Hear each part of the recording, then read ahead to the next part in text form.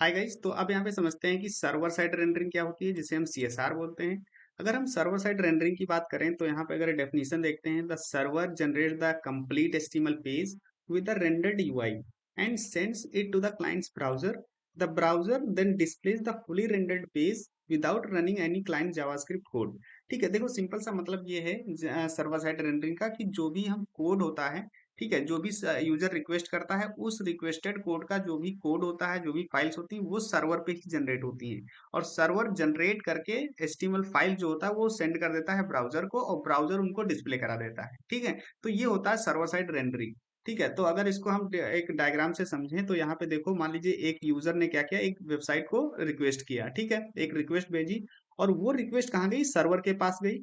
Server ने क्या किया, जो रिक्वेस्टेड वेबसाइट थी उसका कोड जो है, एचटीएमएल का कोड सारा क्रिएट किया सर्वर पे ही। ठीक है, अगर डेटा कोई फेच करना हुआ तो सर्वर पे ही डेटा फेच करेगा। ठीक है, उसके बाद जो रेडी एचटीएमएल फाइल्स होंगी, जो क्रिएटेड एचटीएमएल फाइल्स होंगी, वो क्या करेगा, भेज देगा ब्राउजर को। ठीक है, अब ब्राउजर क्या करेगा, वो रेडी एचटीएमएल फाइल्स को रेंडर कर देगा। ठीक है, जिससे क्या होगा, जिससे ब्राउजर पे आपके वेब पेज दिखने लगेगा। ठीक है, जो रिक्वेस्टेड साइट थी वो दिखने लगेगी, लेकिन वो इंटरेक्टिव नहीं होगी। इंटरेक्टिव क्यों नहीं होगी, क्योंकि उसने सिर्फ एचटीएमएल फाइल्स को यहाँ पे रेंडर किया हुआ है, अभी जावास्क्रिप्ट को नहीं उसने रेंडर किया या डाउनलोड किया है। ठीक है, तो जैसे यहाँ पे एचटीएमएल की फाइल्स वो रेंडर हो जाएंगी, उसके बाद क्या करेगा, वो यहाँ पे जाएगा ब्राउजर, डाउनलोड करेगा जेएस को। ठीक है, अब जेएस डाउनलोड होने के बाद उसको एग्जीक्यूट करेगा, और एग्जीक्यूट करने के बाद जो पेज यहाँ पे रेंडर होगा वो फुली इंटरेक्टिव पेज होगा।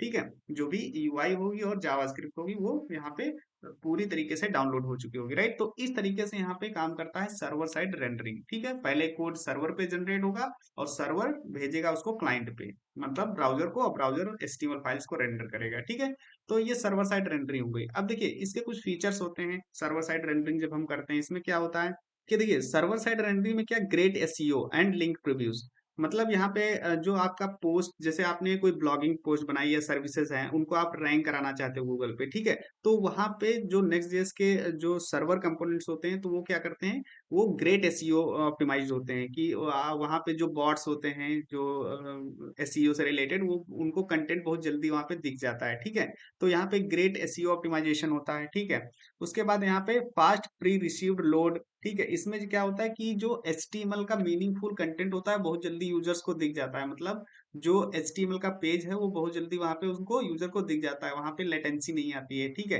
क्योंकि जेएस बाद में डाउनलोड होती है। ठीक है, तो यहाँ पे सर्वर मतलब यहाँ पे लोड टाइम फास्ट हो जाता है। उसके बाद यहाँ पे सिक्योर डेटा फेचिंग। ठीक है, सिक्योर डेटा फेचिंग मतलब कि जैसे कोई भी डेटा हम फेच कर रहे हैं, ठीक है, सर्वर कंपोनेंट में, तो सर्वर क्या होता है, सर्वर पे ही डेटा फेच हो रहा था। तो उसमें जैसे जो कोई टोकन्स यूज हो रहे होते हैं या कोई क्रेडेंशियल्स यूज हो रहे होते हैं, तो वो कहाँ, सर्वर पे ही यूज होते हैं। ठीक है, क्लाइंट साइड, क्लाइंट में, ब्राउजर में वो डेटा नहीं आता है। ठीक है, मतलब वो एक्सपोज नहीं होता है टोकन्स। ठीक है, तो ये सिक्योर फेचिंग यहाँ पे होती है। उसके बाद यहाँ पे पर्सनलाइजेशन एंड फ्रेंडली। ठीक है, यहाँ पे क्या होता है कि कुकीज एंड ऑथ को हम यहाँ पे पर रिक्वेस्ट रेंडर कर सकते हैं, कि क्योंकि यहाँ पे जो डेटा होता है वो अ, हम फ्रेश डेटा गेट कर रहे होते हैं पर रिक्वेस्ट पे। ठीक है, तो इसलिए यहाँ पे कुकीज एंड ऑथ को हम अपने हिसाब से यहाँ पे पर्सनलाइज कर सकते हैं। उसके बाद यहाँ पे कैश कंट्रोल हो गया। कैश कंट्रोल यहाँ पे कैशिंग हैंडल कर सकते हैं, जब हम एपीआई को कॉल कर रहे होते हैं वहाँ पे सर्वर साइड में। ठीक है, तो वो सारी चीजें, राइट, तो ये होता है सर्वर साइड रेंडरिंग। राइट, तो अब यहाँ पे हम नेक्स्ट जेएस में देखते हैं कि नेक्स्ट जेएस में जो कंपोनेंट्स होते हैं वो कैसे हम क्रिएट करते हैं सर्वर साइड के लिए। ठीक है, और डेटा कैसे फेच किया जाता है नेक्स्ट जेएस में। ठीक है, तो उसको देखते हैं। ओके, तो अगर यहाँ पे नेक्स्ट जेएस की बात करें तो यहाँ पे एक एप्लीकेशन है नेक्स्ट जेएस की। ठीक है, और ये हमारा वेब पेज यहाँ पे रन हो रहा है। अब यहाँ पे अगर ऐप में जाओगे तो यहाँ पे एक पेज डॉट टीएसएक्स है। ठीक है, जिसमें हमारा होम पेज है सिंपल। ठीक है, और ये हमारा होम पेज रन कर रहा है।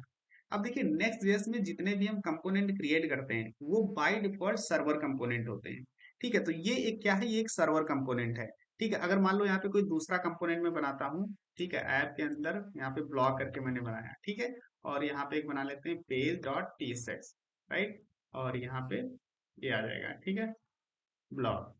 अब यहाँ पे चलते हैं और इसको क्या करते हैं, एक्सेस करेंगे ब्लॉग। ठीक है, तो ये ब्लॉग पेज आ गया। ये भी क्या है, एक सर्वर कंपोनेंट है।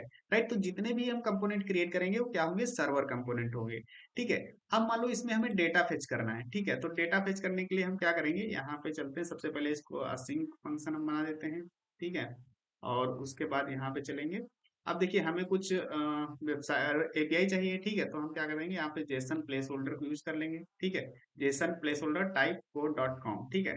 तो यहाँ पे चलते हैं और यहाँ पे यूजर्स, ठीक है, इसको ले लेते हैं, यहाँ से हम ये वाली एपीआई यूज कर लेते हैं, ठीक है। तो यहाँ पे चलते हैं कॉन्स डेटा, ठीक है, और ये यूजर, ओके।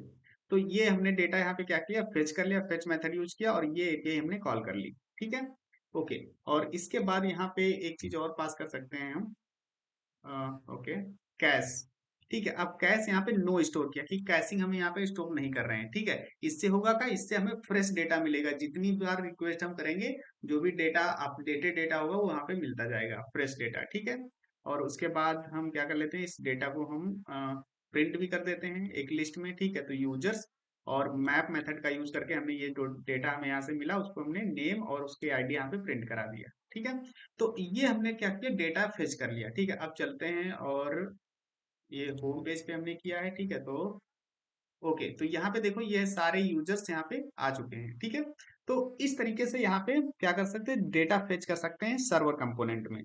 अब देखो, अब यहाँ पे क्या हो रहा है कि ये जो सर्वर कंपोनेंट है ये सबसे पहले कहा, जैसे ही यूजर, जैसे हमने यहाँ पे एक रिक्वेस्ट की, ठीक है, तो ये रिक्वेस्ट सर्वर पे गई और सर्वर ने क्या किया, ये जो भी एचटीएमएल का कोड था, ठीक, या जो डेटा हमने फेच किया है वो सारा कोड और डेटा फेचिंग क्या सर्वर पे हुई, ठीक है। और सर्वर ने क्या किया, डेटा को फेच करके एचटीएमएल फाइल्स को क्रिएट करके जनरेट करके उसने ब्राउजर को भेज दिया और ब्राउजर ने क्या किया, उसको डिस्प्ले करा दिया कोड को, ठीक है। तो इस तरीके से यहाँ पे क्या होता है, सर्वर कंपोनेंट्स क्रिएट करते हैं हम, ठीक है, और सर्वर रेंडरिंग ऐसे काम करती है, राइट। सो आई होप यहाँ पे आपको समझ में आएगा कि सर्वर साइड रेंडरिंग क्या होती है। नेक्स्ट वीडियो में बात करेंगे कि क्लाइंट साइड रेंडरिंग क्या होती है नेक्स्ट में, ठीक है, उसको हम समझेंगे। So thank you so much for watching the video, see you in the next video guys, take care.